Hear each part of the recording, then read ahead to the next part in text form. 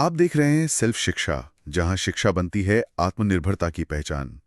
इतिहास, भूगोल और विज्ञान को समझने का एक नया नजरिया। आज हम जिस विषय पर बात करने जा रहे हैं वो हमारे लिए इतना स्वाभाविक है कि हम उसके बारे में सोचते भी नहीं। देश या राष्ट्र।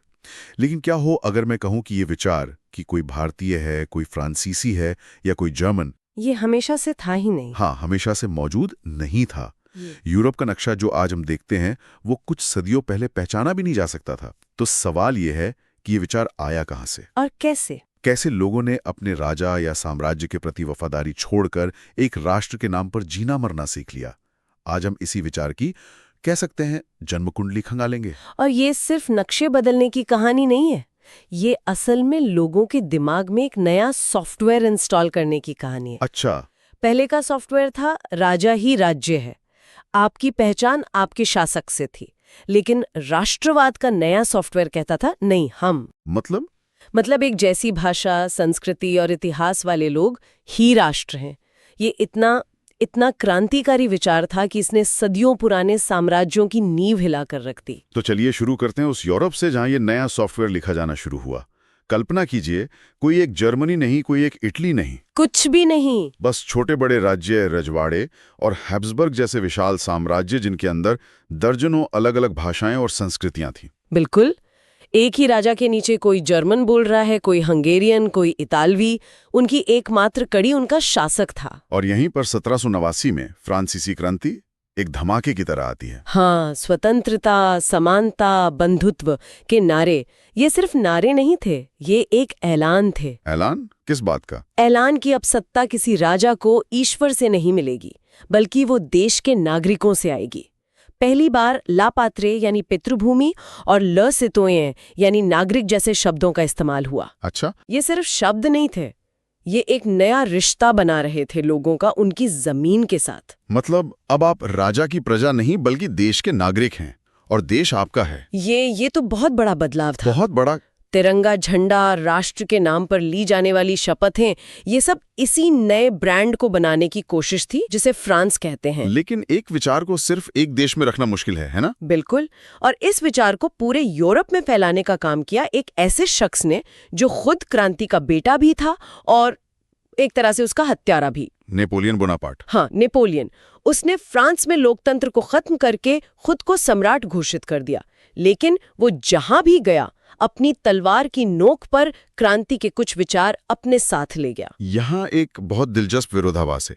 एक तरफ नेपोलियन की 1804 की नेपोलियन संहिता जी, उसने जन्म के आधार पर मिलने वाले सारे विशेषाधिकार खत्म कर दिए, कानून के सामने सबको बराबर कर दिया और संपत्ति के अधिकार को सुरक्षित किया। व्यापारियों और किसानों के लिए तो ये किसी वरदान से कम नहीं था। हाँ, सोचिए, एक देश, एक कानून, एक नापतोल की व्यवस्था, व्यापार करना अचानक बहुत आसान हो गया। लेकिन सिक्के का दूसरा पहलू भी था। वो क्या?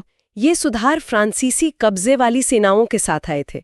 नेपोलियन ने टैक्स बढ़ा दिए, सेंसरशिप लगा दी और लोगों को जबरदस्ती अपनी सेना में भर्ती करना शुरू कर दिया। तो शुरू में जो आजादी का मसीहा लगा था वो धीरे धीरे एक हमलावर दिखने लगा। बिल्कुल। और यहीं पर राष्ट्रवाद ने एक अप्रत्याशित मोड़ लिया। आप कहना चाहती हैं कि नेपोलियन ने अनजाने में दूसरे देशों में राष्ट्रवाद को भड़का दिया? हाँ, बिल्कुल यही हुआ।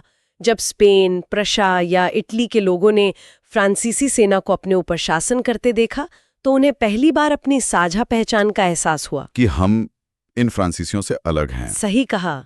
उन्हें लगा कि हमारी भाषा, हमारी संस्कृति, हमारा इतिहास अलग है।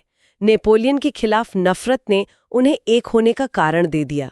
तो जिस राष्ट्रवाद के विचार को वो फैलाने निकला था, वही विचार उसके साम्राज्य के खिलाफ सबसे बड़ा हथियार बन गया। बिल्कुल। और फिर 1815 में वाटरलू में नेपोलियन की हार होती है। यूरोप के बड़े राजा महाराजा यानी ब्रिटेन, रूस, प्रशा और ऑस्ट्रिया वियना में इकट्ठा होते हैं। उनका मकसद साफ था, इस क्रांति के जिन को वापस बोतल में बंद करना।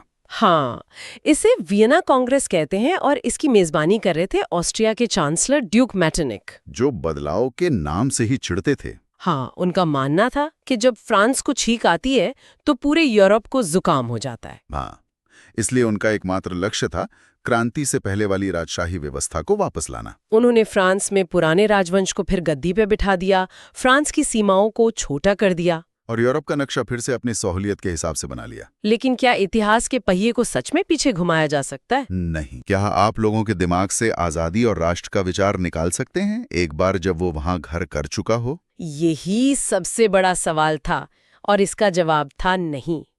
वियना कांग्रेस ने एक रूढ़िवादी व्यवस्था तो बना दी, लेकिन वो उस नई ताकत को नजरअंदाज कर गए जो पूरे यूरोप में उभर रही थी। पढ़ा लिखा मध्यम वर्ग? हाँ, उद्योगपति, व्यापारी, वकील, प्रोफेसर, ये वो लोग थे जिन्हें औद्योगिकरण से फायदा हुआ था।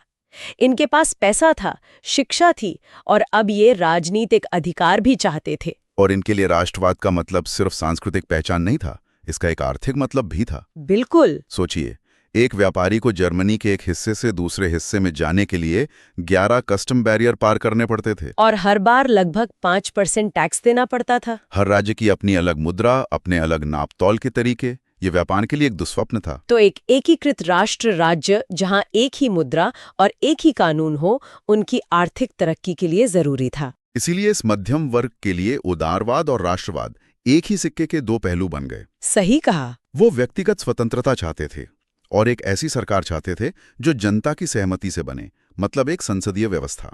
लेकिन 1815 के बाद के राजाओं ने इन विचारों को बेरहमी से कुचलने की कोशिश की। सेंसरशिप के जरिए। और जब आप विचारों को खुलेआम जाहिर करने से रोकते हैं तो वो जमीन के नीचे चले जाते हैं। हाँ, यहीं से पूरे यूरोप में गुप्त संगठनों का जाल बिछना शुरू हो गया। और इन्हीं में से एक किरदार उभरता है जो राष्ट्रवाद का कह सकते हैं पैगंबर बन गया। जुसेपे मेज़ीनी। हाँ, मेज़ीनी एक असाधारण शख्स था, एक इतालवी क्रांतिकारी जिसे सिर्फ 24 साल की उम्र में देश से निकाल दिया गया था। लेकिन उसने हार नहीं मानी। बिल्कुल नहीं। उसने यंग इटली और यंग यूरोप जैसे संगठन बनाए। उसका मानना था कि ईश्वर ने राष्ट्रों को ही मानवता की प्राकृतिक इकाई बनाया है और इटली को छोटे छोटे राज्यों का चिथड़ा बने रहने का कोई हक नहीं है। उसे एक होकर एक गणतंत्र बनना ही होगा। हाँ, मेटरनिक मेज़ीनी को हमारी सामाजिक व्यवस्था का सबसे खतरनाक दुश्मन कहता था। यानी मेज़ीनी ने एक तरह से वैचारिक जमीन तैयार कर दी। उसने राष्ट्रवाद को एक रोमांटिक, लगभग आध्यात्मिक सपना बना दिया। सपना तो बना दिया, लेकिन सपनों को हकीकत में बदलने के लिए सिर्फ विचार काफी नहीं होते। सही कहा। और यहीं पर इटली और जर्मनी के एकीकरण की कहानियां दिलचस्प हो जाती हैं। पहले इटली की बात करें तो वहां 3 अलग-अलग किरदार थे। अच्छा। पहले मेज़ीनी, जिसने राष्ट्र की आत्मा तैयार की। दूसरा कावूर, जो सार्डिनिया पीडमोंट का प्रधानमंत्री था। कावूर कोई क्रांतिकारी नहीं था, है ना? नहीं, वो एक चतुर राजनेता था। उसे पता था कि सिर्फ बातों से इटली एक नहीं होगा। उसने फ्रांस के साथ कूटनीतिक चाल चली और ऑस्ट्रिया को युद्ध में हराकर उत्तरी इटली को आजाद करा लिया। वो एकीकरण का दिमाग था। और तीसरा किरदार? तीसरा था जूसेपे गैरिबाल्डी, एकीकरण की तलवार। वाह। वो एक करिश्माई फौजी नेता था। उसने अपने रेड शर्ट्स स्वयंसेवकों के साथ दक्षिणी इटली पर हमला किया और स्थानीय किसानों की मदद से वहां के शासकों को उखाड़ फेंका। तो आप देखिए, इटली को एक करने के लिए एक विचारक का सपना, एक राजनेता की कूटनीति और एक सैनिक की हिम्मत, तीनों की जरूरत पड़ी। और तब जाकर 1861 में इटली एक राष्ट्र बना। जर्मनी की कहानी थोड़ी अलग लगती है। वहां कोई उदारवादी क्रांति सफल नहीं हुई। बिल्कुल नहीं। जर्मनी में 1848 में मध्यम वर्ग ने एक उदारवादी संविधान के साथ एकीकृत जर्मनी बनाने की कोशिश की थी, लेकिन राजा और सेना ने मिलकर उसे कुचल दिया। इसके बाद प्रशा ने एकीकरण की बागडोर संभाली। हाँ, और उसका नेतृत्व कर रहा था ऑटो वॉन बिस्मार्क। बिस्मार्क, जिसे लोकतंत्र और उदारवाद से कोई लेना देना नहीं था। वो एक कट्टर राजभक्त था। उनकी रक्त और लौह की नीति बहुत प्रसिद्ध है। इसका असल में मतलब क्या था? इसका सीधा मतलब था कि जर्मनी भाषणों और संसदीय बहसों से एक नहीं होगा। तो फिर कैसे होगा? सेना की ताकत और युद्ध से होगा।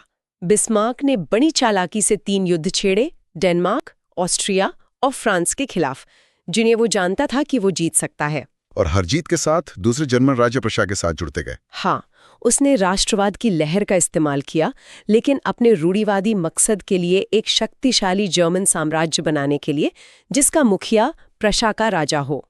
तो एक तरफ इटली है जो कुछ हद तक जनता के आंदोलन से बना, और दूसरी तरफ जर्मनी, जिसे ऊपर से सेना और नौकरशाही ने बनाया। सही। लेकिन क्या राष्ट्र सिर्फ युद्ध, राजनीति और सीमाओं से ही बनते हैं? उनकी एक आत्मा भी तो होती है। बहुत जरूरी सवाल है। राष्ट्र की आत्मा उसकी संस्कृति में बसती है। और यहीं पर रोमानीवाद या रोमांटिसिज्म नाम का एक सांस्कृतिक आंदोलन बहुत अहम हो जाता है। ये क्या था? ये प्रबोधन के तर्क और विज्ञान के खिलाफ एक प्रतिक्रिया थी। रोमानीवादियों का कहना था कि आप किसी राष्ट्र को प्रयोगशाला में नहीं समझ सकते। तो फिर राष्ट्र को महसूस करना पड़ता है, उसके लोकगीतों में, उसकी लोक कथाओं में, उसकी भाषा में।